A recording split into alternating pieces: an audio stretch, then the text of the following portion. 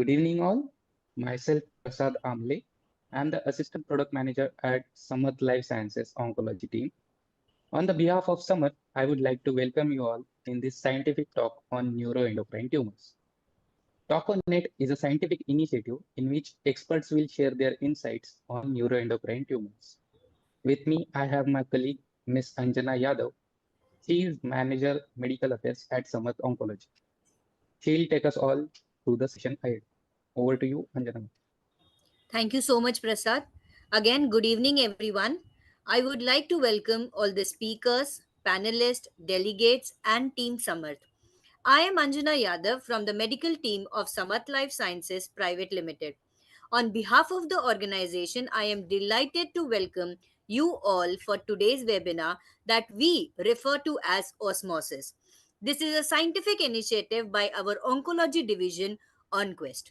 In this activity, Samarth as an organization aims to provide a scientific platform to discuss on various topics related to oncology specialty. We therefore believe that osmosis is just not a scientific platform but also a powerful metaphor for knowledge dissemination. This process of knowledge updation is very crucial, especially in the ever evolving field of oncology, where continuous learning and adaptation are essential for improving patient outcomes. Today's program is a testament of our collective commitment to staying at the forefront of the medical advancements and providing the best possible care to our patients. The focal point of our discussion today will be the recent clinical updates in the treatment of gastroenteropancreatic neuroendocrine tumors, that is GEPNETs. We are fortunate to have with us esteemed experts who will share their insights and experiences on this topic. Before we start, let me give you a brief about our company profile. Samarth Life Sciences. Samarth Life Sciences is an innovative life science company that researches, develops, manufactures, and markets a broad range of life saving critical care products and drugs. Since its inception in the year 1963 by Mr. Gunwant Lal Shah, Samarth Life Sciences have been a prominent player in the pharmaceutical industry. Samarth Life Sciences operates through 14 therapeutic specialty divisions, each focusing on specific areas of healthcare to provide targeted solutions and expertise across a broad spectrum of medical condition. OnQuest is one of the division that caters to the oncology specialty. We export over 250 products in over 70 countries, demonstrating our global presence and commitment to serve the diverse market. We are also proud to share that Samat Life Sciences has received significant accolades and recognition, reflecting its excellence and influence in the healthcare sector. With this short brief about us, we would like to initiate the scientific program. For this, I would like to introduce our program director and speaker for the first session, Dr. Dipanjan Panda. He is a senior oncologist, medical oncologist, Indraprastha Apollo Hospital, New Delhi. He'll be enlightening us by delivering a talk on the recent clinical updates in the treatment of gastroenteropancreatic neuroendocrine tumors, GEPNETs. Over to you, sir. Thank you, Anjana, and thank you, Prasad. And I'm so sorry that it took us 10 minutes delay because of some technical snag on my part. But without much ado, neuroendocrine tumor is, I thank you and I welcome you all in this master class. Neuroendocrine tumor is a subject which is very close to my heart. And this is something, how would I put it, not a very attractive division of medical oncologists for various reasons. One of them is it is a very enigmatic disease and not many people know. To give you a brief idea that at 5 years at All India Institute, I barely saw few cases. It is only when I came back from USA and joined Institute of um, Liver and Biliary Science that I seriously started looking at this. And then I started interacting with people. And one of the person who had the biggest influence in my life is Professor Shell Oberg at University of Uppsala. And I spent few days with him and heard him. And then I started when working and seeing, and then it becomes, so it's a very, very interesting disease. And maybe I'll try to do something In the next 15-20 minutes, I may take few minutes more, because I think you cannot discuss on the recent update without knowing the disease. So if we can start, Anjana, if somebody, Praveen, if you, Prasad, if you are handling the slides, can you have a next Yes, slide, yes, please? sir. We'll be Yeah, handling the please, sir. slides. Yeah. So this is with a brief schema of presentation, background, classification, diagnosis, and management, including the recent updates in management. Next slide, please. So no discussion on neuroendocrine tumor can be started or finished by without showing this person. He is a German pathologist. His name is Siegfried Oberdorfer. He, in somewhere in the first decades of last century, somewhere in 1914, just before the First World War, he discussed about GEP-NETs, or gastroenteropancreatic neuroendocrine tumor, which is a neoplasm which derived from the diffuse neuroendocrine system of the gastrointestinal tract and pancreas. And neuroendocrine tumor basically arise from cells which produce and secretes hormone. So that's the why neuron was there, because they thought it is from the GI neuronal tissue. Most of them are slow growing and malignant. Make no mistakes, they are malignant with metastatic potential, but most of them are slow growing. However, they have unpredictable and unusual biological behavior. They are common sites of origin are GI tract, lungs, and pancreas. We will not be talking about disease above diaphragm. That will be talked for at the. So we'll be talking about mostly the gastroenteropancreatics NETs, or the GEP-NETs. Next slide, please. Um, so the myths about NET, that they are benign disease, and the second myth is they are rare tumor. So why should I know about them? Next slide, please. However, the truth is that NETs are actually sorry, it's NETs are actually more prevalent than gastric and pancreatic cancers combined. Next slide, please.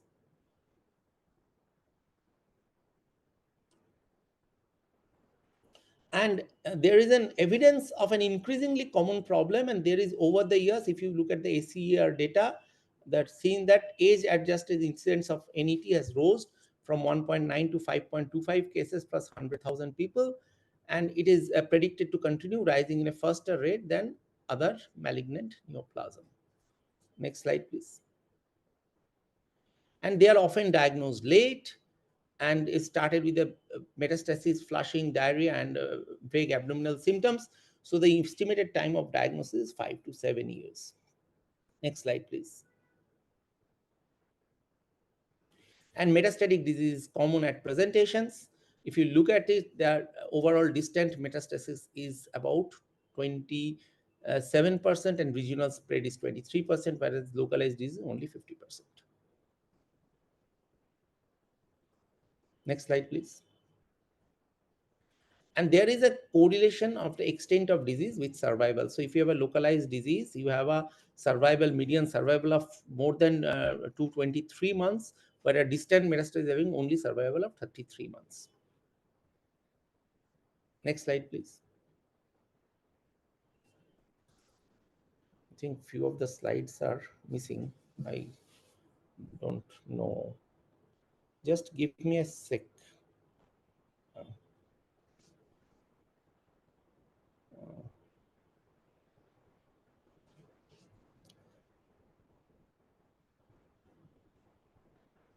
okay. Um, okay. Yeah. So coming to the location of primary NET, if you look at the GAPE-NET, the common sites are rectum, followed by jejunum, ileum, pancreas, stomach, colon. However, this is one of the paper from James Yao, who is a professor of medical oncology at MD Anderson, has been at forefront in the United States. However, this area, which is the commonest site, is been a controversial issue. Can I have a next slide, please? So if you look at this particular paper, which was presented by Huang Ti at the 8th annual INETS conference, INETS is European Neuroendocrine Tumor Society, in 2011, you will see pancreas carries 49% of disease in Middle East and Asia Pacific region. Next slide, please. However, when you look at our data, so Professor Deepak Amrapurkar, who is an eminent gastroenterologist from Mumbai, who unfortunately had a very sad demise during one of the Mumbai flood, sir had a retrospective study of 74 patients over 7 years, which he found the stomach is the commonest site. Whereas I, while working in ILBS, and this patient of 34 patients over 3 years, had a retrospective study and found that pancreas is the commonest site. So why is this difference? This is simply because we all had, what we had is hospital-based study.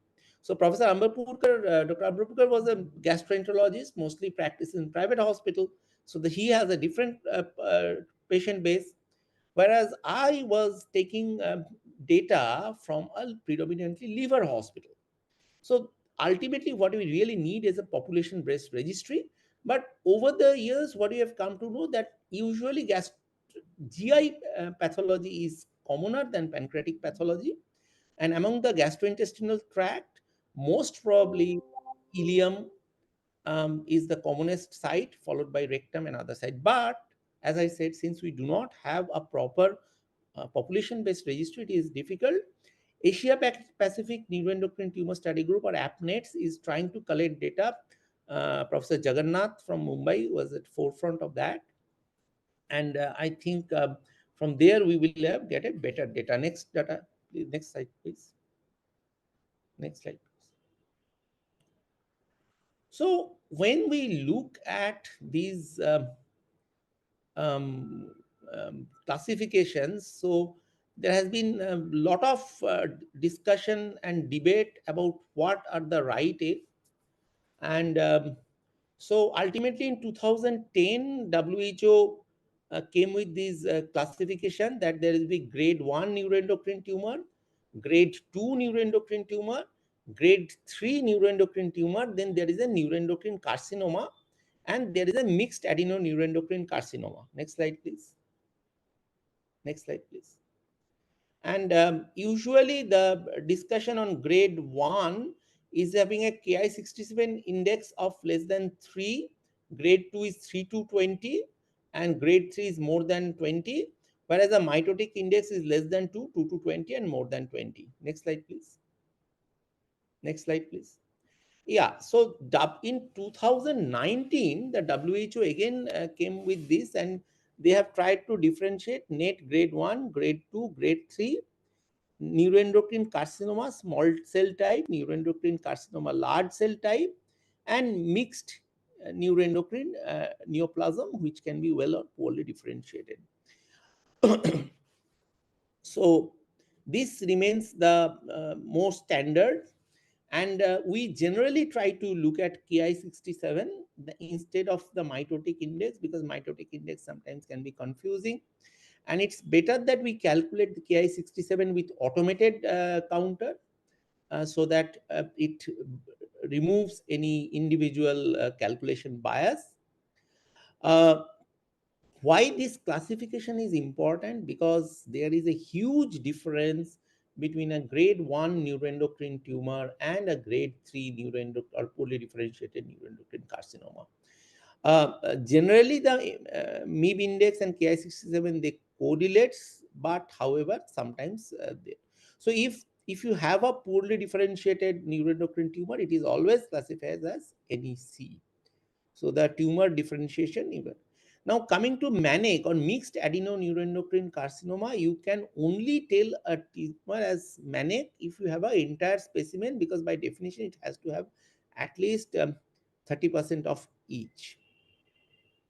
So if you have just a small amount of neuroendocrine differentiation with a predominantly adenocarcinoma, it will be an adenocarcinoma with neuroendocrine differentiation and not a mixed adenoneuroendocrine carcinoma. Next slide, please. Next slide, please. So their presentation is highly variable. Some patient may be asymptomatic for years, other may be symptomatic with disease bulk or peptide hormone related symptoms. Accordingly, they are described as secretory, non-secretory. For patient with metastatic GI-NET, secretion of serotonin and other vasoactive substance causes carcinoid syndrome, which is manifested by episodic flushing, wheezing, diarrhea, and eventual right-sided valvular heart disease. I still remember one patient of mine who used to come from Uganda, Professor Babaloa. He was a professor of physics at Uganda. So he actually presented with heart failure, and he was referred to me by our cardiologist, Dr. Rajput. And because when they did an ultrasound, found there was a large hepatomegaly, and we ultimately found that he has a ileal NET with a metastatic to liver and ultimately leading to tricuspid atresia and valvular heart disease. And commonly occurs in mid-gut, like small intestine, appendix, with majority liver metastasis. And patient with extraintestinal NET can develop carcinoid syndrome without liver metastasis also. Next slide, please. So you can, when you are looking at NET, first thing you do whether GI or pancreas. Then you look at it whether they are symptomatic or asymptomatic. Symptomatic NET secretes detectable level of hormone, causes symptom associated with hormone overproduction, tend to be slow growing. They tend to be more well differentiated, and the morbidity is due to hormone secretions. So paradoxically, the more symptoms you have with flushing, diarrhea, most of them are well differentiated. Where asymptomatic NETs, they lack detectable hormone elevation, do not cause any symptoms, tend to be more aggressive and often detected based on tumor bulk. Next slide, please. Next slide. And these non-specific symptoms common to multiple diagnoses, like you can have sweating, flushing, diarrhea, intermittent abdominal pain, hypoglycemia, confusion, bronchoconstriction, dyspepsia, GI bleeding, and cardiac disease.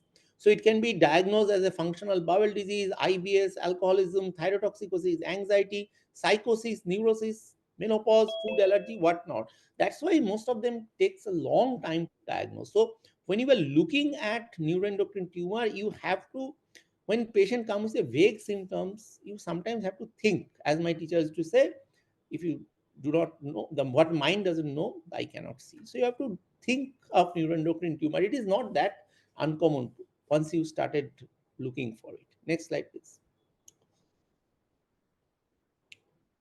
And looking at, I've already told you, if in early grade tumor, you have a very the better prognosis, and you have a grade 3 NEC, you have a poorer prognosis. So another major prognostic factor is, of course, histologic grade and Ki67. Next slide. This I have already explained. I'll just briefly specifically told about pancreatic neuroendocrine tumor or PNET. They have diverse clinical manifestation. They can have exhibit unique syndrome, which related to secretion of specific hormones like insulin, glucagon, VIP, gastrin, and others. And initial treatment in pancreatic neuroendocrine tumor with these specific hormones is usually controlling these hormonal symptoms.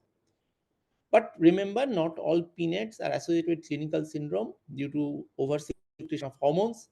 They found incidentally due to lack of symptoms associated with hormone secretion, and symptoms can caused by tumor burden, and most of them are metastatic. Next slide, please. So these are the some pancreatic neuroendocrine tumor: insulinoma, gastrinoma, pancreatic polypoid tumor or PPoma, VIPoma. I have seen only two cases, and one of them was a VIP, actual VIP person. And ultimately, initially, I remember we could not suspect it. We ultimately they went to Berlin and to Marion Powell, and then they and we ultimately gave them PRRT, and she improved. Then glucagonoma, which can present with diabetic, cachexia, thrombosis, somatostatinoma, and rarely bombycenoma, ACTHoma, and other rare PNAT. But almost 30 to 50% remain non-functioning, and their malignant risk is also very high, and they generally present with mechanical problem due to tumor bulk. Next slide, please. Next slide. Clinical presentations. Next slide, please. Sorry. So there is an importance. Previous slide, please. Huh. So clinical presentation of NET is sometimes, as I said, that associate bulky symptoms at advanced age, mesenteric and bowel fibrosis due to desmoplasia, hydronephrosis, and mesenteric and retroperitoneal tumor enlargement. Next slide, please. So importance of raising the index of suspicion is very, very important. And elevated chromogranin A, which is a biomarker, is generally accepted markers, and 80 to 100% of NET can have elevated chromogranin A regardless of symptoms. Uh, Next slide, please. Next slide, please. So coming to the diagnosis, medical history, physical examination, histopathology, biochemical markers from serum, tissue or urine, hormone analysis, radiology like CT, abdominal ultrasound and chest X-ray, somatostatin receptor scintigraphy, usually very uncommon in India. What is common is positron emission tomography and DOTA PET. DOTA is a tyrosine analog. So DOTA PET has been the standard of care, but FDG PET scan can be done in selected cases. In fact, Professor Sandeep Basu from TMH has very robustly shown that if you do a both tracer and if you have a high FDG ability, it portends a portraits a poor prognosis. So generally, if an NET patient come and if we are not sure about the grading, we generally try to do a dual tracer. And if it is FDG ability, it shows that most probably it is more aggressive tumor. Next slide, please. So there has been many biomarker dilemmas. This paper by Shell Oberg in Lancet Oncology, they showed that although chromogranin A has a high sensitivity, but the specificity can vary from 10% to 96%. The one of the important is urine hydroxyindole acetic acid, or HIAA, which can be seen in midgut tumors, which has a low sensitivity but much higher specificity. And there are also pancreatine, neuroenolase, chromogranin B, but I think these two are the more important. So please remember, although chromogranin A can have a high sensitivity, but it can have sometimes very poor specificity. Next slide, please. So ultimately, there is these have to be a multiple things. Next slide, please. So chromogranin A is a marker of also not only disease burden and differentiation, and but it can have, as I said, a low specificity. Next slide, please. Because chromogranin A elevation can be seen in chronic atrophic gastritis, other endocrine disease, cardiovascular disease, renal disorder, inflammatory disorder, and also with use of proton pump inhibitor. So if you are studying chromogranin A, please, you have to stop the proton pump inhibitor like omeprazole or pantoprazole for at least 7 days, preferably for 2 weeks before you measure chromogranin A. Next slide, please. So this is next slide, please. Next slide, please. So there has been an NET test, which is a PCR based test, which has shown that in some transcript signature you can detect tumor. However, it is not very popular. Next slide, please. So this is the predictable markers, but we have not been used it. It has been there, but it is not come in India as such. Next slide, please. So as I said, evaluation require anatomic imaging, CT or MR, including primary sites, functional imaging, the PET CT or PET MR, appropriate test with 68 gallium dotatate, gallium dotatalk, or CU dotatate. And as I said, FDG PET CT may be useful to identify high-grade active disease or grade 3 NET. You also need a scopies like upper GI endoscopy, duodenoscopy, colonoscopy, or sigmoidoscopy, depending on the site of disease, which may help you getting a biopsy. Next slide, please.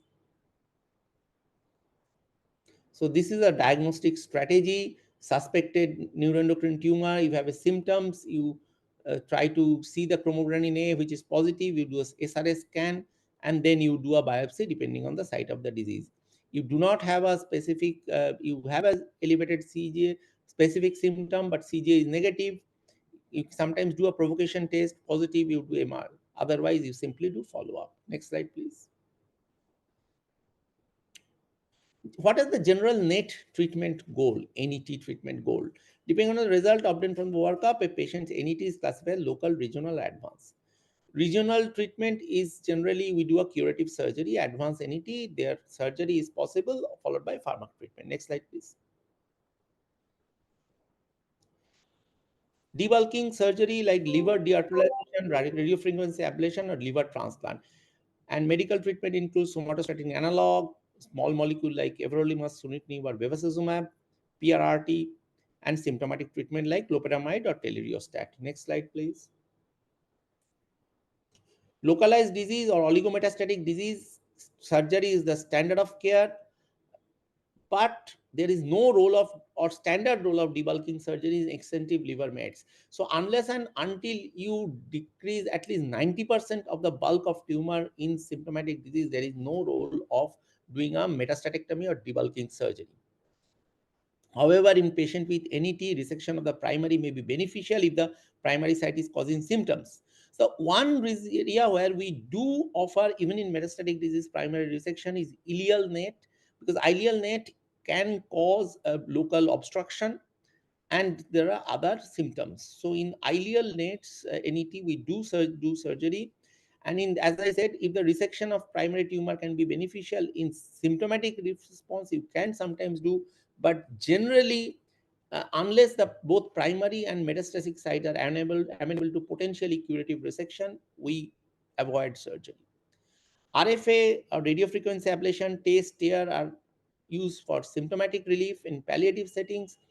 RFA in liver can be done in adjunct to surgery to treat a few mets if possible. Next slide, please.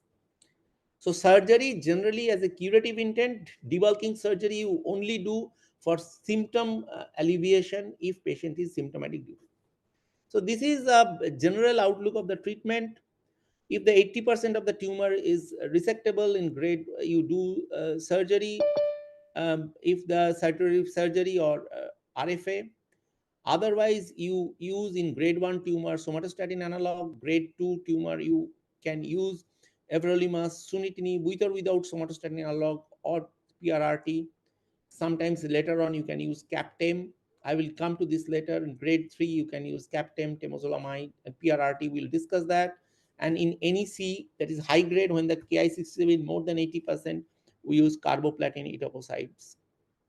Next slide, please. I will. So basically, if you have surgical debulking is possible and it helps, you can resect the primary plus metastatectomy. If it is unresectable, you start, depending on the grade, you treat. Next slide, please. So we'll come to a gist of the next slide, please. So we'll first come to somatostatin receptor analog, which is octreotide or lanreotide. It's generally used in symptomatic improvement in both gastrointestinal and pancreatic NET, especially it comes with the hormonal symptoms. And they have got, there is two drugs, one is octreotide and one is lanreotide. Lanreotide is not available in India, but we do have data from clarinet studies head by Martin Kaplan. Both have similar efficacy. And with progression, we do have dose escalations in small studies, but guidelines don't really recommend that, but we all have done that. Beyond progression, we continue only SSR positive and functional tumor. Next slide, please. So they have got an anti-tumor effect and via inhibition of cytokine secretion and growth factor synthesis. Next slide, please. So this is a PROMID study which used octreotide versus placebo, which is a phase 3 randomized double-blind trial. Next slide, please. And did show not only there is a prolonged time to tumor progression and symptomatic improvement. So there is not only symptomatic improvement, but there is a good systematic time to tumor progression. Although no overall survival benefit was seen, but it is very difficult for a low-grade tumor to show a survival benefit. So PROMID study did put octreotide firmly in place for a symptomatic hormone-secreting neuroendocrine tumor. Next slide, please. Do have somatostatin analog side effect, nausea, abdominal cramps, steatorrhea, diarrhea. Asymptomatic gallstone is a serious issue. And when you are using it, it also can cause hypocalcemia and bradycardia and include pancreatitis. So please also supplement them with pancreatic enzyme. So it's always a good idea to use creon with somatostatin analog. Next slide, please.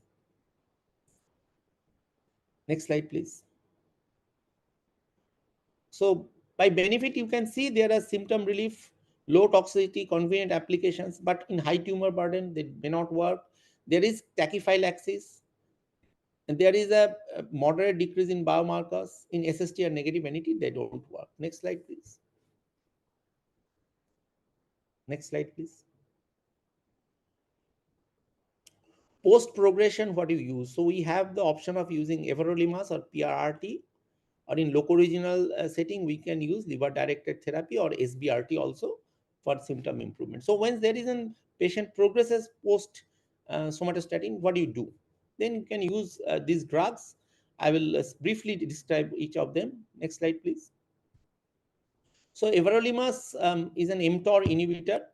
There are some other TKIs like sunitinib.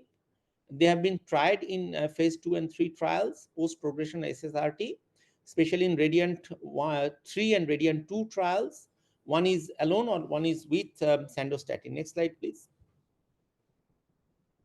I'm not going to pathophysiology of significance of the mTOR pathway, but be assured that mTOR pathway is a pathway, is the PIK3 AKT pathway, and many of the ultimately many of the overall that EGFR, VEGFR, DGFR ultimately converge into that. Next slide, please. That will lead to cell growth, angiogenesis, and cell proliferation.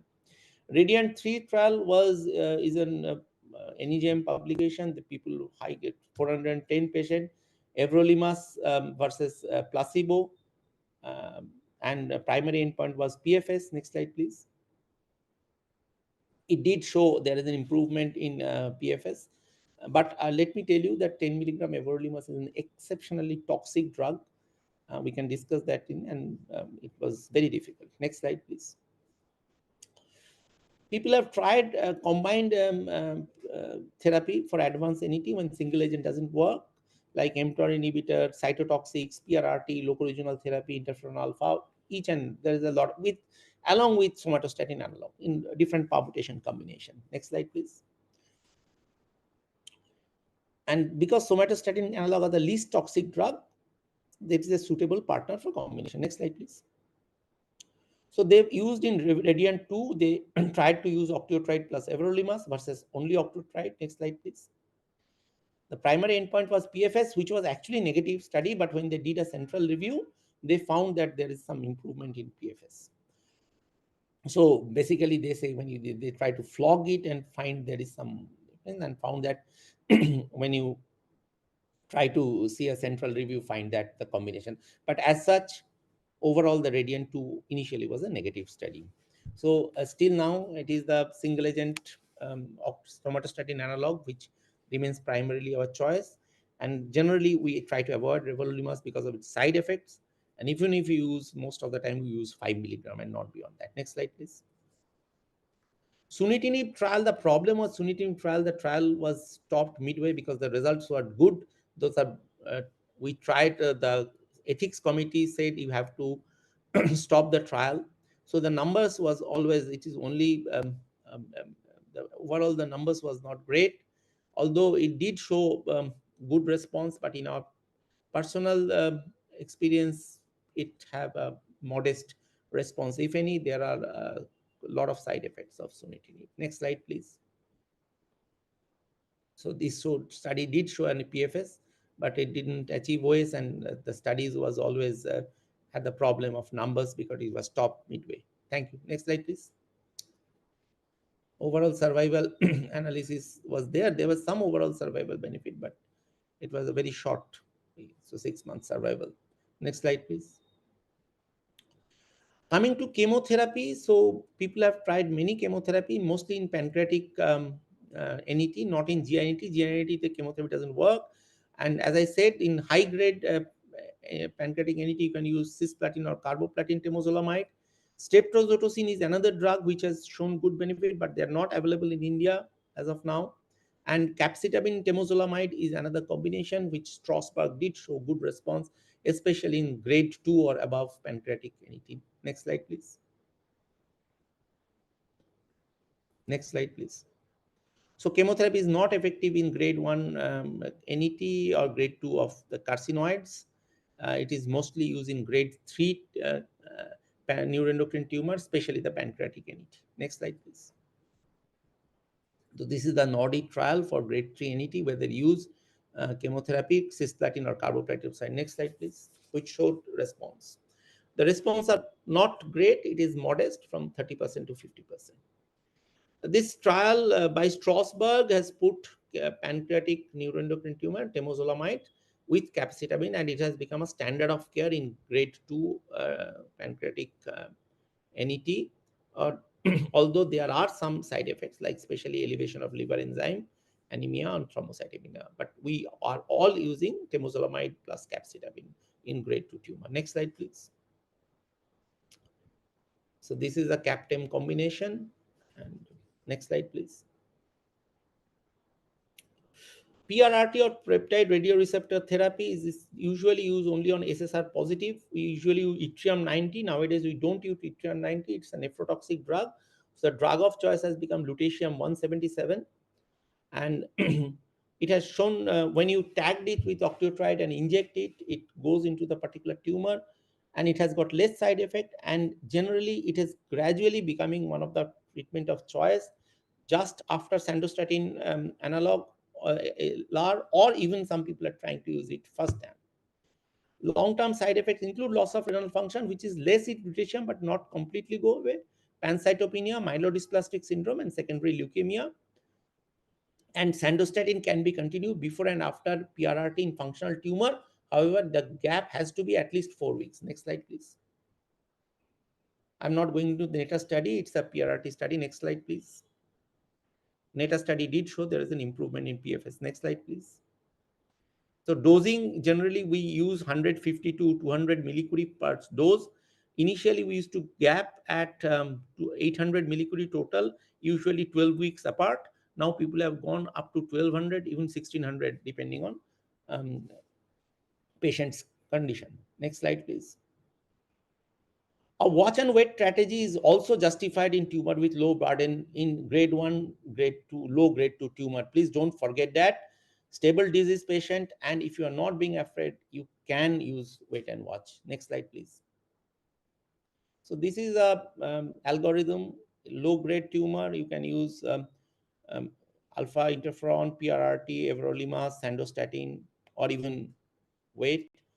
If it can symptomatic disease, you can do debulking, radioembolization, or surgery.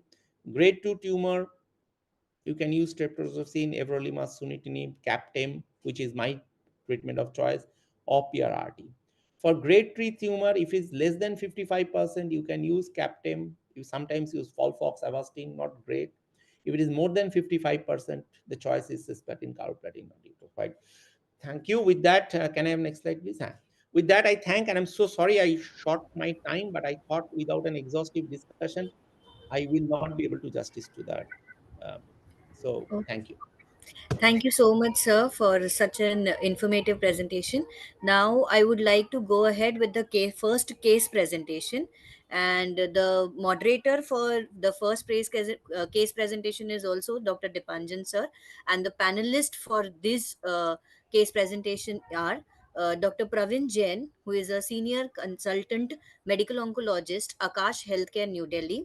Dr. Ankit Agarwal, he is a senior consultant medical oncologist, Gitanjali Medical College and Hospital, Udaipur. Dr. Anshul Agarwal, consultant medical oncologist, Aviva Oncology Center, Surat. Next, please. Dr. Animesh Agarwal, consultant medical oncologist, Apollo Medics Super Speciality Hospital, Lucknow. Dr. Kalpesh Prajapati, consultant medical oncologist, HOC Vedanta, Ahmedabad. Dr. Deepak Singla, Senior Consultant Medical Oncologist, Indus International Hospital, Mohali. With this, I would like to hand over the presentation again to Dr. Dipanjan, sir. Over to you, I'm, Dr. Dipanjan, sir. yes, thank you. I'll try to finish it a little quickly because I think I already shoot up overshoot my time. No, sir, So it's okay. can we start the Yes, case, sir. please? Nira, can you please share the screen? So before they sharing the screen, I will just try to give this history. This is one of the case I actually when I took a 5 days course in neuroendocrine tumor in Uppsala. We had to give a case for review. So this case I chose, and this was my patient.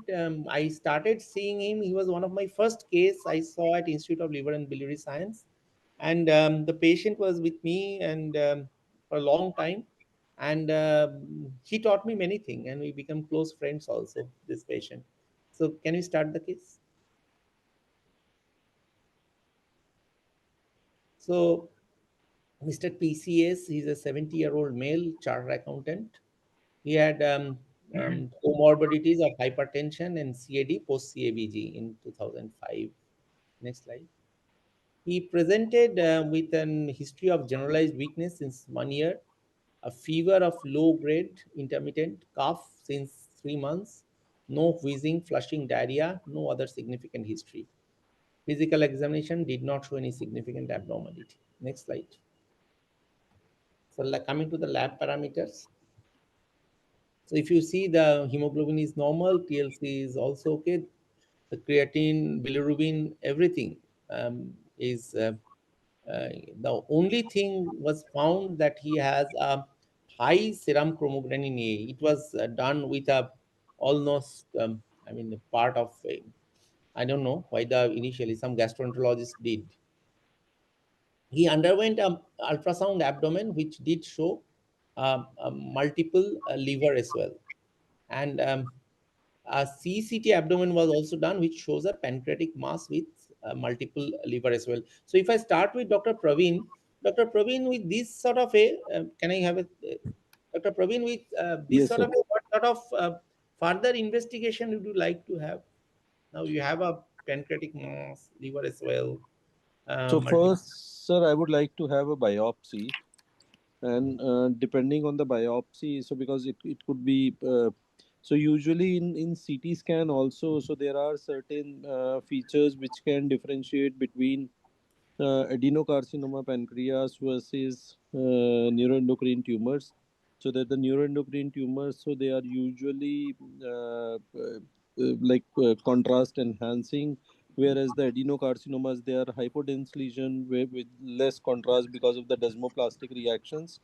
It can give us some information about it, but I'll go ahead with the biopsy along with the immunohistochemistry profiling, and probably after that I will go ahead with a PET, whatever will be required for staging workup. If it is a neuroendocrine tumor, I'll go ahead with a Dotanoc PET scan, and if it is a pancreatic, so I can go ahead with a CT chest in addition to CT abdomen. So Dr. Ankit, Dr. Praveen has gets some very, very important insight that he can do a contrast enhanced CT, and contrast enhanced CT actually can help.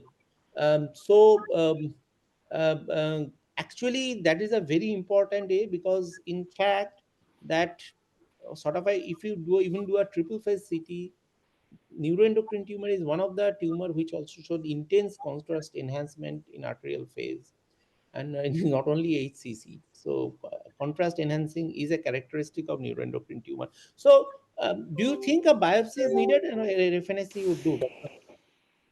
No, I think, sir, biopsy is the current option that we have. That should be done, and after that, IHC should be performed on the biopsy sample. We get the biopsies done usually for all our patients. We do recommend them to get a biopsy done so that we have. So that is actually right. But Dr. Anshul, can you tell me why Dr. Ankit is insisting on a biopsy and not FNSC? In this case, actually FNSC was done, but that's that. But Dr. Ankit is actually right. He needs a biopsy, and why we need the biopsy? Can you tell, Dr. Anshul? Anshul, is Anshul here? Yes, If sir. not, yes. Uh, if Dr. Anshul is not here, So yes, can sir, Dr. biopsy is Yeah, required, sir. yes, and why biopsy is required, and why not FNSC will do? If you can just. No, no, sir. So biopsy is required because from biopsy we can type tumor, And also we can see the grading also, like KI67. Yes. So you are very right. You see that from FNAC, it is extremely difficult to tell the Ki67 value because FNAC is ultimately a clumps of few cells. So if you are looking at to see the proper Ki67, and it is, I cannot tell you how very important is to see the grading of the tumor. And grading of the tumor is not possible to look from FNAC. So whatever, how good FNAC you do, but once you see to get an Ki67 you will do a cell block that you will first centrifuge them, put a pellet and make. That will not be able to get, no pathologist is will be able to give you a proper Ki67 that. So although FNAC was done, I wanted to show that that even people in places do wrong things. But we later on, let me just tell you, we did a biopsy to find out, and it is same. So suppose it's a neuroendocrine tumor and it's a Ki67 of less than 2. Dr. Kalpesh, so it has come to a grade 1 tumor. So what further investigation you would like to do, sir? Dr. Kalpesh? Yes, apart from routine biochemistry and hemogram, Dotanoc PET CT, because sometimes this tumor are heterogeneous in nature, you may get a high FDG ability somewhere else, distant from biopsy site. Sorry, so you want to do a Dotanoc PET CT, that I understand. Anything else you would like to do? FDG PET CT also, if finances are permitting. Yes. So I completely agree with you, Dr. Kalpesh. So if this is one thing, if I have been able to discuss, and I think all of us agreed that in a de novo case of neuroendocrine tumor, especially if the patient is not having hormone-related symptoms, it is always a good idea to get a FDG PET along with a Dotanoc PET, and both cases with contrast. The reason being, only on the basis of one biopsy, even if it's true cut, you cannot tell what is the actual disease nature because of intratumoral as well as intertumoral heterogeneity. So sometimes the pancreatic mass with a liver lesion can have a different Ki67 and different. If you, I know it's, of course it's not an easy, it's an expensive. Then together it may cost you somewhere in 40,000 rupees. But please remember, in neuroendocrine tumor, if you make your first diagnosis right, everything will fall in line. Be it treatment, be it prognostication, and the patient will be ultimately grateful. So do not be afraid or do not be hesitant to order for a dual tracer. We have sufficient evidence for the next slide, please. So this is synaptophysin and Ki67. So you can see that there is only few brown dots. If I can, I don't know whether you can see in the Ki67. And in cell block, you can see it is nicely colored with synapto. Next slide, please. Next slide, please. Next slide. This is hematoxylin. So we did a DOTA-PET in August. Yeah. Next slide, please. So now you can see the liver. So Dr. Animesh, so what do you think about that DOTA PET scan? Dr. Animesh, are you there? Sir. What do you think So, of? there seems to be intense uptake in the is this the pancreatic head? There seems to be a lot of uptake there, Yes, and absolutely, absolutely. You and are very sharp. uh, and it's definitely some liver as well. The liver as well also seems to be expressing SSTR. The uptake seems to be higher than the liver media, liver pool in the Yes. liver. So this is definitely an SSTR expressing That is lesion. another point I want to make. Whenever looking at DOTA plate, please look at the CT also. Sometimes because there are non-specific DOTA plate uptakes in many places. So you have always have to correlate that with the contrast enhancement of the CT. So as you can see in the CT arm, there is a large mass in the head of pancreas with some lymph nodes, and almost the whole of the liver is studded with DOTA-avid like there is no normal tissue. Of course, the kidneys are also taken, uptaken the bladder, but that we will. Next slide, please. Yeah. So this is the CCT. The axial contrast shows multiple heterogeneity scattered both lobes, and whole body DOTA PET imaging shows multiple DOTA-avid lesion in liver consistent with METs. Next slide, please. So a neuroendocrine tumor of pancreas with liver mets was met. Now, Dr. Deepak Singla, if I can ask you, how would you like to start this patient on treatment, and what are your thoughts on treating? This is a patient, you know, the comorbidities, his age, and 65, not very old, but he has got an Sir, extensive disease. good evening, sir. Sir, actually, I missed your initial presentation. I just want to know that K67, how much it was? It It is was, two, two, two, two, less than two. It is a grade one. Extensive liver mets. A patient has a grade 1. hypertension, and he had a history of CABG, a CAD Okay. patient. And what are the symptoms he is having, sir?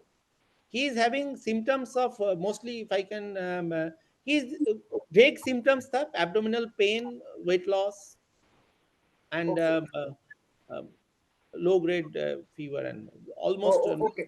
So looking at the disease burden, he's having a high disease burden, and although grade is lower side, but patient is symptomatic from the disease point of view. So I would like to start him on somatostatin analog because the patient is symptomatic. great. So you'd like to start the patient on somatostatin. Anybody else would like to differ, or Dr. Ankit, do you agree with Dr. Deepak Singla?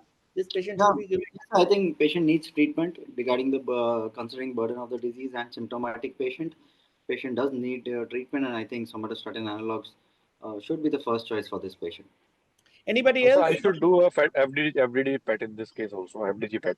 So we Yes, will you do are both right. DOTA and FDG.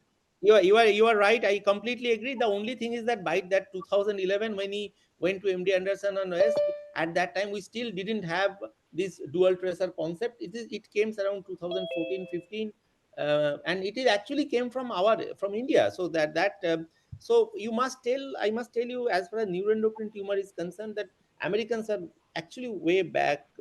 They are little laid back on that. It was Europe which was far ahead, and it is in India we are doing quite a Because good job on that. So this there's a dual, study going on in Tata Memorial Hospital. Dr. yes, Ameya is doing, was doing. I think the result got published. yes, So they absolutely, did both CT scan and DOTA PET in these yes, cases. yes. I completely agree, and this, and I think Professor Sandeep Basu, who was a radiation Analogs. medicine annex head, he actually, I get to understand it after reading his paper. So anyway, so yes, but in this case, considering that it is intensely DOTA avid and Ki-67 less than 2, I think we may have in hindsight say we did only DOTA, it was okay. But I agree that this patient is definitely not a candidate for observation only because of his symptomatic. So when you have a symptomatic patient, observation is difficult. It is not just looking at the DOTA PET you decide whether to give the patient sandostatin or not. It is Symptoms. it is symptoms. So symptoms will decide. Although PROMID study has shown that you can improve survival in progression-free survival, but it is mostly the symptom treated. If patient is absolutely asymptomatic, you can still give him some option, but in this case, absolutely right. So this patient was started on sandostatin LAR. Next slide, please. So next slide, please. So in NET of grade 1. But unfortunately, by that time, when he came back from that time, that Radiant 3 has just been published. I have just come from USA and joined ILBS as a young assistant professor. And this patient came back and landed with our director, sir, Professor Shiv Sarin. And that time, the Radiant 3 trial has started. So, sir started, put him on Afinitor along with Sandostatin LAR. Okay. Next slide, please. So there was 2 weeks after the start, everolimus had a problem. So swelling in toes and feet, pain in cuff muscle, blood clot in nasal discharge, a loss of bladder control. You can see I have actually documented all these I was a young AP at that time, so there was few cases of, and I actually did. Still So are you still feel young, sir. Dr. Kalpesh, have you used everolimus? No. How many of you actually used everolimus in NET? Can I ask anybody who has used regularly or using or used? So I've using. used in one patient, but Uh, at 5 mg dose, not at 10 mg dose. Yes, so, sir. so, so, so, so this patient taught me a lot. So next slide, please. 10 So mg only is five very. only. So 10 milligram in Indian patients are Not doable, absolutely. sir. So after I didn't start. So after 2 months, this patient did show some response, but he lost 20 kilo. He was an 86 kilo Wow. guy. He became 66. And next slide, please. So he developed such a severe weakness. He's become skin rash, dysgeusia, fatigue. His serum creatinine started increasing. He had proteinuria, and his plasma chromogranin did come down, but this patient was almost bedridden. So he banged one day in my office and say, "I'm going to die," but the hepatologist has says that you need to continue. This is the only treatment. So I did something unthinkable. I said, no, you can stop this and can continue only on sandostatin, and you must pat me for my courage that I rejected the director of the institute's prescription, in which I was an assistant professor, and gave him a separate prescription anyway. uh, 15 years after. Next slide, please. So he was everolimus was stopped on February 2012. Next slide. Yes. So the only point in trying to give this is that everolimus is an extremely toxic drug, and if you are not, and most of the patients will not be able to use 10 milligram. Since then, I have tried in on many patients, but I think only less than 10% patients is actually able to take on 10 milligram. The patient was continued on sandostatin LAR. His condition improved and he gained. So at this point, anything else, any treatment, anybody think? Maybe Dr. Anshul or Dr. Praveen, you think the treatment only sandostatin should continue, or we should think of something? I think only sandostatin is good enough, sir. Sandostatin is good because patient is improving and there is no need to change treatment. Next slide, please. So he continued till 2013 on minimal symptoms, pain, abdomen, but he started CGS started increasing in 2013 and it became 809. So can I ask Dr. Praveen what next treatment you would be thinking on this? Now, we are running time, so we need to start quickly.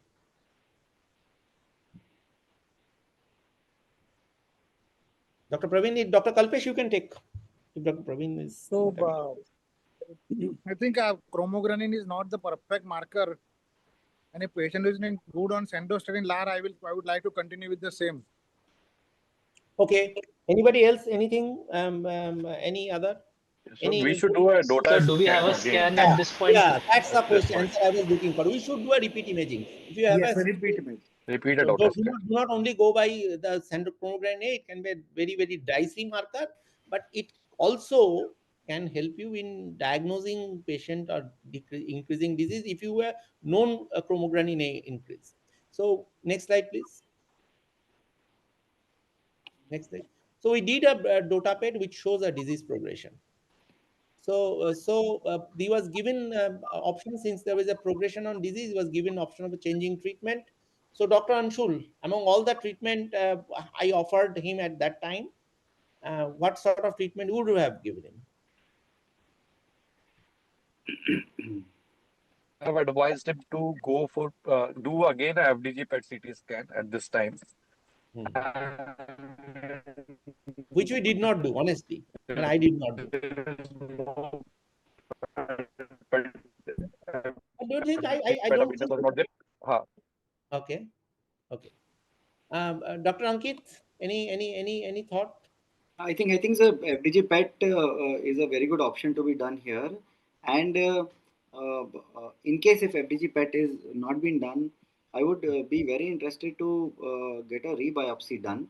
to know why exactly the patient is not responding, and then plan for PRRT if it turns out to be a low grade neuroendocrine tumor. Okay, great. So all points are valid. Dr. Deepak, you have any thought on this? Sir, But I, I mean, first of all, I would like to see on which site he got progression, because he is only mildly symptomatic. hmm. Okay, whether we can use some local therapy to control that part, okay, which is highly Yeah, avid. so maybe it's the same, like we can do a biopsy to see if there is any high grade tumor, or we can do, but we can. So anyway, but that time patient flatly refused for anything. He had such a nightmare experience with everolimus. So he continued on sandostatin. Next slide, please. Sir, if I Next. may ask, the higher dose of andostatin, could that be a possible Yes, consideration but at this point? you must understand that time I also was learning on NAT. So all these things, yes, we could actually give higher dose like 30 or 40. I have gone into, in fact, Novartis once asked me to do this trial on 60, which ultimately didn't materialize that time, but people were trying, but they are all small, and ultimately 30 got stuck. People have used in, I have used in 40 and I've seen, but generally, but anyway, then by a year or so, it has now 3 years the patient is with me. The patient started complaining out pain abdomen, no other significant problem, and chromogranin 562. So again, Dr. Deepak, Yes, sir. patient क्या करना है, आगे कैसे करोगे? बढ़ रहा है भाई, कुछ नहीं किया, पेशेंट लगा रहा आप सैंडोस्टैटिन पे. Sir, that's what, sir. I just wanted to know with the doctor talk scan, which the imaging you have repeated, sir, Hmm. from where he got the progression, whether it was progression was generalized in the all the No, no, previous, mostly in liver, not in pancreas, mostly in liver. There were two lesions which was actually increasing in size. which were increased in size. So first of all, I will like to involve our intervention radiologist whether he can do some, I mean, local therapy or not. Okay. Dr. Animesh, you have any idea on that? You do want to? Sir, I mean, do we have the imaging at this point? Let's go to the next slide, please.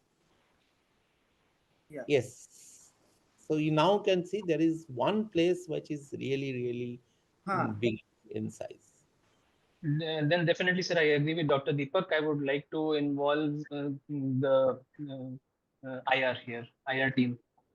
Yes. Yes. Next slide, please. Let's see what we have done. So again, we counseled at that time. We did not actually ask for a IR, although in at ILBS we had an excellent IR. Amar Mukund was one of the great. But at that time, I started reading about Professor Sandeep Basu's paper, and I actually counseled him for PRRT, and he received 3 cycles of lutetium 177. So you see, there is no one size fit all. While you are right that we could do an IR, but if you look at the slide, there was also pancreatic mass which was getting uptake, and I thought most probably doing only liver will not help.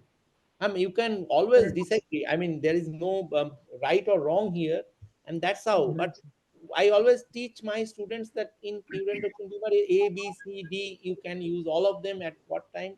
So you need to. There is not that either my way or highway. Anyway, this patient received 3 doses of PRRT. And next slide, please. So I actually, this PRRT, he has a good response, as you can see in 2015. Next slide, please. So he actually has a post 3 doses of PRRT. There is a significant necrosis. You can see. Next slide, please. So, as I said, is it right decision to completely stop everolimus? Most probably, right. We I think so. would have changed to 5 milligram. I don't know. What is correct to continue sandostatin LAR after stopping everolimus, or to have started it all in view of clarinet study? Steroid or PRRT? That's the question you were asking. Question 4: is it right decision to ask PRRT in view of liver only disease, or test here would have been better? This actually I asked Dr. Oberg. And what is the best sequence of treatment? Actually, nobody knows. Anyway, to give you an update, I have no further aid. This patient stayed with me for the next, and he died only last year. And meanwhile, we have used another 3 doses of PRRT, but mostly on sandostatin LAR, sometimes on observation only. And in 10 years, we became friend, and he was almost like my local guardian. And even his deathbed, he thanked me, and he gave me lot of insight on how to convey patient. So not only he taught me neuroendocrine tumor, and it becomes an sort of an, yeah, but he also taught me many other things. So with that, I thank you all. The only thing on neuroendocrine tumor, right, there is no one size fit all. You have to not only see whether it is pancreatic or it is GI, you have to see it is localized or metastatic. You have to look at it whether it is symptomatic or asymptomatic, and you have to consider all available treatment and use it judiciously. So with that, I thank you, and Just all. one question from my side. Just one last question. Is it wise enough to stop sandostatin at any point of time in a patient who has metastatic low-grade disease? Yes, Because you can. I'm telling you. Sometimes even, but if you have started, before you start, you should think whether it is prudent to start at all. As I said, it's a very low grade, no symptom. But if sometimes after using sandostatin, sometimes people become sort of a refractory. So sometimes what we do, I don't immediately stop them. I usually increase the time from 2 monthly to 3 monthly. I have now many patients who after 2 3 years, I give them every 3 monthly sandostatin. okay, That's okay, that's a good.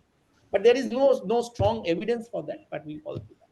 right. So it's back to Dr. Rajat Saha. He must be killing me. I have taken a lot of time, and please, Okay. thank you all.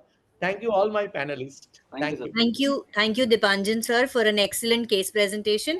It was a very elaborative discussion. It was highly informative, and your systematic approach, clinical reasoning, and clear explanation provided a very valuable learning for all of us. It was a very good case presentation, sir.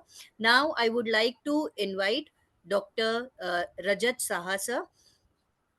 He is the moderator for the second case presentation, that is pancreatic neuroendocrine tumors. Dr. Rajat Saha sir is a senior consultant medical oncologist at Rajiv Gandhi Cancer Institute and Research Center, New Delhi. He is the moderator for the second case presentation. The panelists for the second case presentation are Dr. Aditya Sareen, consultant medical oncologist, Sir Ganga Ram Hospital, New Delhi. Dr. Jimmy Dhania, consultant medical oncologist, Sterling Hospital, Rajkot. Dr. Abhishek Tiwari, consultant medical oncologist, Regency Hospital, Kanpur. Dr. Pravin Paliwal, consultant medical oncologist, Bansal Hospital, Bhopal.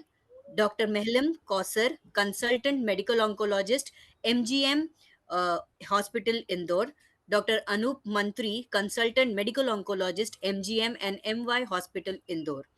With this, I would like to hand over the session to Dr. Rajat sir. Dr. Rajat sir, over to you. Thank you very much. I thank Samarth Life Sciences for providing us this platform. I will not kill Dr. Dipanjan Panda, but my panelists will definitely kill me if I extend the time beyond 9 p.m. So I have a few minutes with me, and I will not disappoint my panelist and or Samarth Pharma, and I'll try to finish off. I had prepared two cases, but I'll try to do one case only. Okay. So let me share my screen.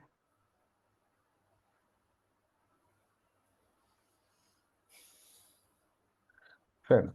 So we have got Dr. Aditya, Dr. Jimmy is there, Dr. Abhishek, Dr. Praveen, Dr. Mehlam, Dr. Anup. I think so all of us are present. I'm not able to see. Um, Sir, Fair enough. So I think so. Let me first switch on directly to the second case because the first case has already been discussed. Almost a similar kind of case which Dr. Dipanjan had. So I also had a similar kind of a case. Let me discuss with the second case. We had a 58-year-old female.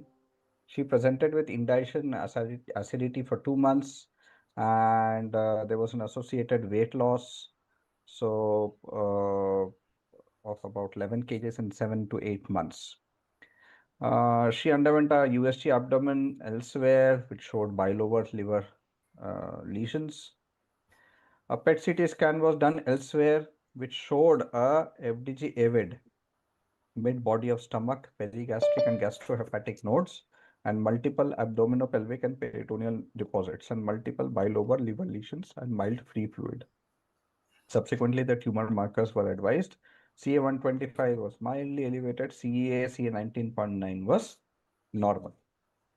So fair enough. So we went ahead with biopsy from the liver lesion. The biopsy from the liver lesion was slightly kind of tricky.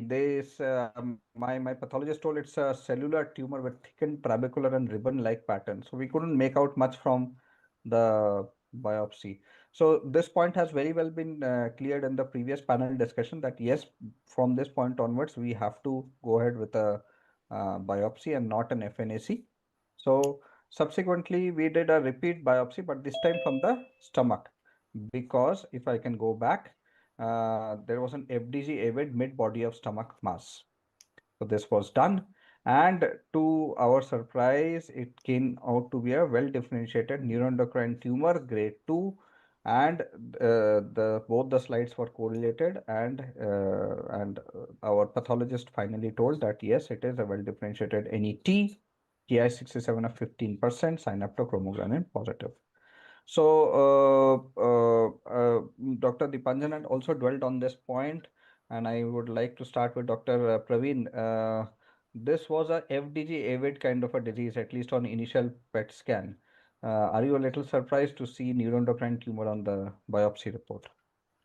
No, so especially the grade 2 or grade 3, well different neuroendocrine tumor, they can have both the FDG avidity and the SSRT expression also. So it is possible for at least for the grade 2 and grade 3 tumor. Correct.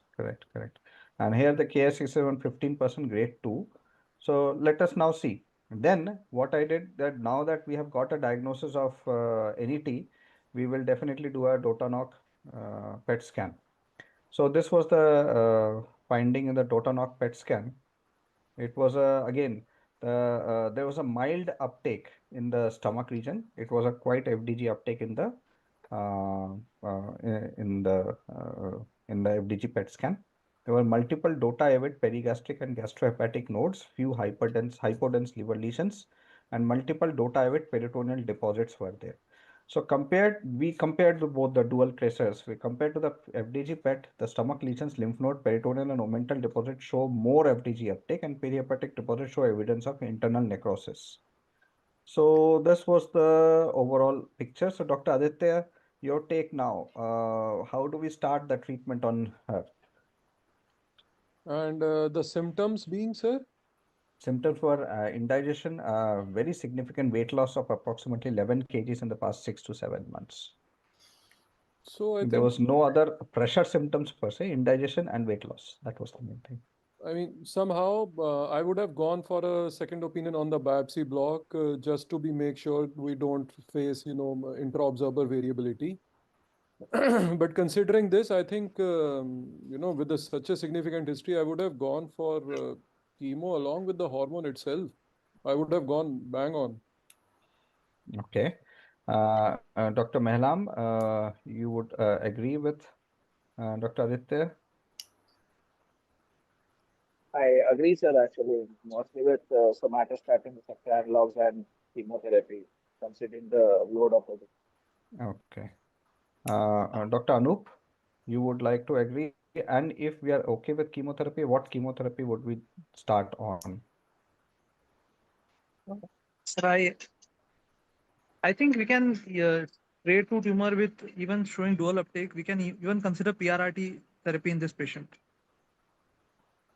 Okay, so PRRT therapy plus maybe kept temozolomide together. So I think we PRRT are plus. talking in terms of 23. Let's say that NETTER2 is not there. Then So this was a pretty 23. NETTER2 had not yet come out. NETTER2 definitely shows that in a grade 2 or grade 3 tumor, we can do a first line PRRT therapy. But the DOTA avidity was not so much, the DOTA avidity. So are we comfortable in subjecting the patients to a PRRT therapy? Dr. Abhishek, if you're there. Yes, sir. So as per the available data, the last year that we have got that, I think we can still can go for both the therapeutic as well as the diagnostic uh, a radioligand assay, which may be done. Along with that, I also like to go with a captain kind of protocol if it is possible, or only a temozolomide if it is also available. Okay. Okay. So we did not have definitely the confidence of using the Netter 2 at that time. So we gave Sandostatin. We started the patient of octreotide LAR on 17th of March, and I did try giving her some chemotherapy, but she did not tolerate, and we then ultimately continued on to octreotide LAR only. So after 3 months, the Dotanoc PET scan showed some increase in some of the peritoneal deposits, likely progressive disease. So now from this point onwards, uh, she was initially at least intolerant to Captem. We tried giving Captem initially, she was intolerant. Then I continued her on octreotide LAR 30 milligrams. There was some progression on Dotanox scan. Um, and there was an increase in the chromogranin A also. So your thoughts, Dr. Aditya? Well, obviously, I think, I mean, now in retrospect, things always look nicer. But for me, the trigger points were the FDG. We all have treated so many patients and hardly see with such kind of, discrepant report. The only trigger point for me was it doesn't make any sense to have such a high FDG uptake in a neuroendocrine tumor of a low grade. So that is a cliche point for me. I would have gone for ETO-cis complete bang on along with the Sandostatin LAR. That would have been my go-to-go regime. And, I would have definitely gotten the biopsy reviewed. The reason for that is I think there might be some hidden clone or there must have been some miss out because it is very unusual. We have seen so many nets. And from there on, I can just say that, it's as per the different observations. So for me, I would have gone for, Eto cis or Eto carbo along with the Sandola. So hand on heart, I have hidden this line. Dr. Aditya, I was thinking the same thing. I gave the patient first dose of octreotide LAR. Then Yeah, looking at the PET scan and looking at the highly symptomatic nature of the patient, I gave the first dose of etoposide and carboplatin, right. one dose. I was thinking like you. We are almost aligned there. I hid this fact here because overall this was a more of a NET kind of a presentation, and so I gave one cycle. But this Okay. patient again did not tolerate that cycle. And what happened, I will tell you. This patient had complete necrosis of the liver nodule to the extent that it had a complete abscess formation. So Okay. probably that liver lesion was probably some clone of neuroendocrine carcinoma, which had gone complete necrosis. She had a liver abscess-like situation. We had to drain the liver abscess, and we drained the liver abscess, and then she became better. And that fear factor remained with her that I am not going to take further chemotherapy. So that was the So, one cycle of etocarbo which we gave to her somewhere between 17th of March and yeah. I mean, it's July. fair enough. There is no one set rule, and obviously, even nets, I tell all my patient boss, even if I'm going to give you Sandostatin LAR, it is not 100% sure shot guarantee that it is going to work Mm. because of cases like these experiences that we have had. That that these kind of medicines can let us give those hyper realistic number to our patient. कि आप tension ना लो ठीक हो जाओगे it's curable it's treatable लंबे चलोगे I never use those words because technically such patients are worst of them to deal with because if you give them high hopes and ultimately turns out to be a patient like you like this one of your patients it becomes a nightmare to counsel them later on and I think it's just a bad luck of patient or that's what I can say it does somehow it still doesn't feel that how can a neuroendocrine tumor low grade have such a high Correct. FDG PDT. I So, would have gone for a biopsy from the liver or maybe something else. I don't know. uh, so again, echoing our thoughts. She had progression on single agent octreotide LAR. We gave one cycle of etocarb. She did not tolerate or had a liver abscess, and we had to drop that idea of giving chemotherapy. Right. I did another repeat biopsy from another omental nodule from a different site. I told my interventional person that don't biopsy the same area, do it from another area. And here also it was NET grade 2, KS7, 16%. So So doctor Praveen from this point onwards ठीक है chemo patient ने बोल दिया कि I am not going to take chemo, it is harming me, octreotide पे progression है, are you comfortable in adding everolimus to her? I added everolimus. So she cannot tolerate the chemotherapy, and as Doctor mentioned in the previous talk also, the everolimus is also not a very kind of a patient-friendly drug. It is very toxic to the patient. Although we have the data of octotype everolimus, but keeping in mind, so there is a more FDG avidity. So I don't know the patient will respond to the combination of, because it is behaving like a high-grade neuroendocrine tumor oblique carcinoma, and that this combination mainly for a grade 1 versus grade 2 neuroendocrine tumor. So we may try, because the patient is not keen for chemotherapy. Other option may be, although it is still biopsy is grade 2 neuroendocrine tumor, so maybe challenge with the kind of Folfox regimen with a lesser dose, other than the octreotide plus everolimus. Okay. So that is a good suggestion, Dr. Praveen, ki we can pancreatic NETs do respond to this was not a pancreatic, this was a gastric NET probably because But the the primary was in the gastric. grade 2 tumor, Grade 2 Folfox. tumor, yes, Folfox can be tried, Yes. but we continued the patient on octreotide and everolimus, and after she stabilized somewhere, and the next PET scan, the DOTA PET scan was done on 30th of December, and there was some response to therapy and with mild decrease in the size of the omental nodule and the gastric lesions. So we were encouraged. She is stabilized clinically. She is stabilized, and we continued on octreotide and everolimus. So, Dr. Anup, your suggestions, how much of everolimus are you able to give to your patients?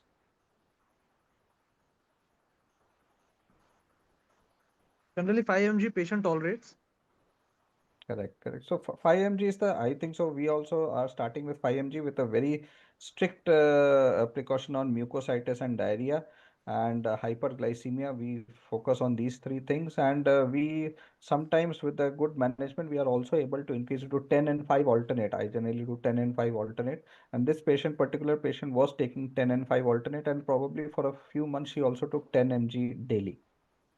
So she was continued on octreotide. So next scan was done in April 2024. So approximately she has now completed around 8 to 9 months on octreotide and everolimus. So the next scan was done in April, and non-DOTA-avid liver lesions have increased and few mediastinal lymph nodes were there. At this point, the non-DOTA-avid liver lesions have increased. So there is always a dual tracer uptake is there in this patient right from the day one, and the whole body PET scan was done, and they commented that all the lesions which were showing no significant DOTA are FDG avid. So again, our dilemma continues that are we treating in the same way? Are we treating the NET clones, but somehow the higher grade clones are getting amplified in the process? Dr. Mehlam Kausar, your thought process ki how do we take it from this point onwards? She is at this point of time pretty clinically stable. She's not very deteriorating very rapidly. Uh, Mostly, sir, looks like that the neuroendocrine component has been taken care of by the octreotide and everolimus, and rest of the things are FDG avid, basically. But I think So I thought that we'll do a third biopsy now. We did a third biopsy. I was still not convinced. Like all of you are not convinced ki what is happening. I did a third biopsy. The morphology and this was done from the third spot. So it was again favoring a differentiated neuroendocrine tumor with a slightly incremental Ki-67 of 23%. There might be some inter-observer variability. So basically, it is a great differentiating tumor. We are now slowly and slowly increasing the grade of the means it is differentiating into a higher grade down the line. So all of you have, Dr. Abhishek, you've come across some cases where the patient is de-differentiating into a higher grade tumor? So, sir, I don't think that I have personally come across such, but I have definitely heard about such etiologies. In this case, also, I think that we have already repeated it thrice this time. The K67 has increased, has this is now grade 3, and probably I think there may be some spots which we have missed, which may be even higher or maybe undifferentiated as well. Correct. So that is why that we are not getting it at this point. I may have opted in for an lutetium therapy if we have not used it, because I think in the get down the pipeline, it is, I think, the third option available as of now. If it is not working, even then I may have opted for what we have used earlier, etoposide and platinum as well. So I asked my nuclear medicine physician, my friend, that would you be comfortable in doing lutetium therapy on this patient? But he argued that the patient has got more FDG avidity as compared to DOTA avidity, and the mainly the DOTA avid lesions are disappearing. So my lutetium therapy will not probably benefit her much. You should probably counsel and start the patient on chemotherapy, because that will tackle the high grade tumors better than my lutetium dotatate therapy. Dr. Jimmy, you agree with what my nuclear medicine physician told me? Or should I again argue with him that you should Definitely, sir, I probably? agree. What he says. Yeah, so Is that the disease is looks like more chronic. So there is a doubtful thing that whether he will respond to DOTA therapy. I found his argument pretty well taken, and then I again counseled the patient and again restarted the patient on capecitabine temozolomide. Told her that this is a great differentiation. We now have to start captam. She tolerated it somehow, very difficult for about 4 months, and again the DOTA PET scan was done in October 2024, and she had a increase in the non-DOTA and liver lesions and DOTA avid period. So again, progression is there. So CAPTEM, there is a progression. So as Dr. Dipanjan had mentioned, there was data on sunitinib. So we started the patient on sunitinib. After about 4 months of sunitinib, again progression. So at this point May of I time, ask, sir, at this point that sunitinib, I think the most of the data is available for lung, if I'm not wrong, then in the GI. yes, the data is available for lung, but in GEP NETs also, sunitinib is definitely one of the lines of treatment post progression on the octreotide LAR. So, as one of my panelists had already alluded to, whether we should start her on some IV chemotherapy like Folfox.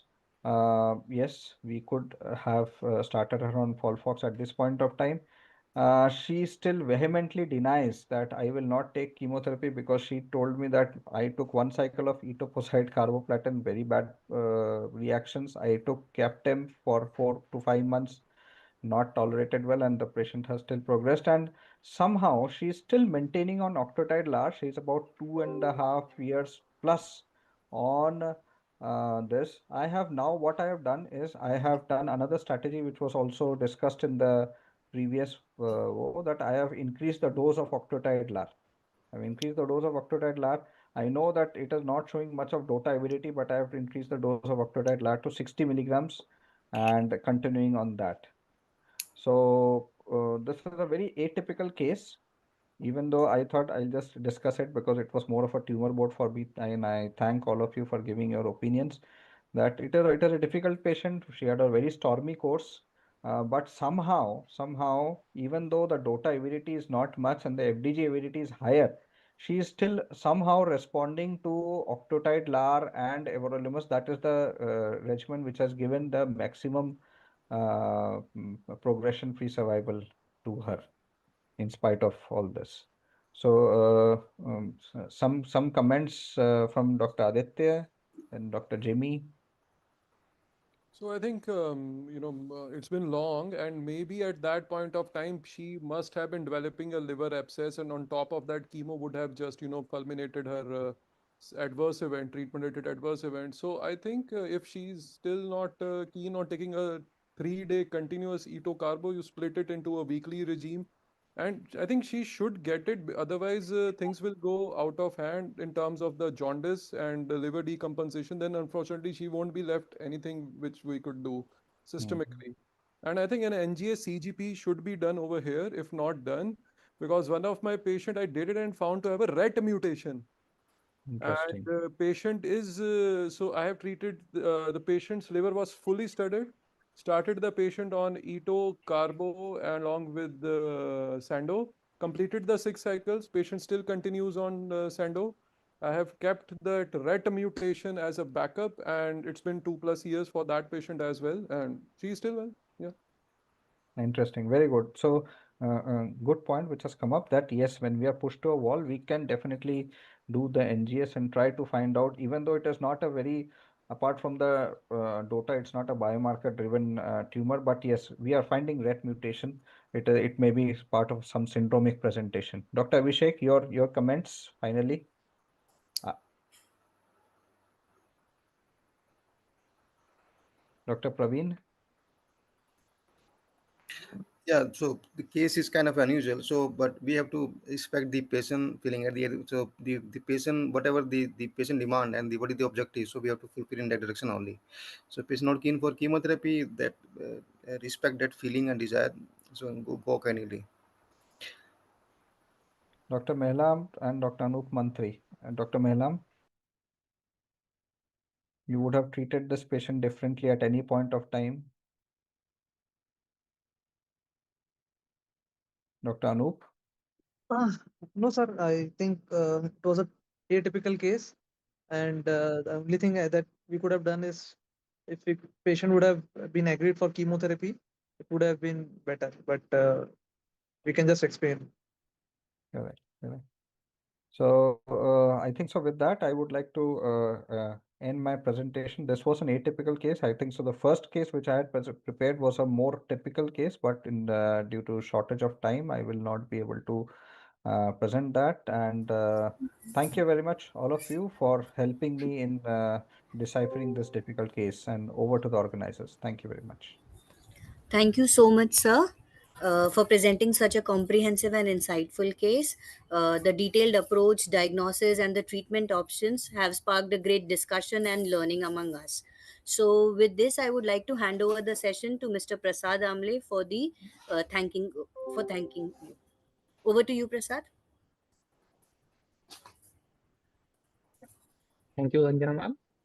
So I would like to thank all the speakers, delegates, and all the panelists who have joined in this session. We got a very much insights on neuroendocrine tumors. Thank you so much, Dipanjan sir, Rajat sir, for the moderation. Thank you And I all. would like to be sharing, and I am happy to share that almost 170 plus delegates joined in this webinar in live. So thank you so much for joining all, and bye. I especially like to thank Dr. Rajat Saha. He really helped me in all aspects we discussed, and I am again really sorry for taking 8 minutes of his time. But he's an old friend of mine. I'm sure he will forgive me. We are very, very good friends, and only Jep Nets cannot create anything between us. Don't worry. Okay, okay. Thank you very much. I thank Samarth for giving us this platform. Thank you very much. Thank you, Rajat sir. Thank you, Dipanjan sir. Thank you, sir. Yeah. Thank you. Bye. Good night, everyone.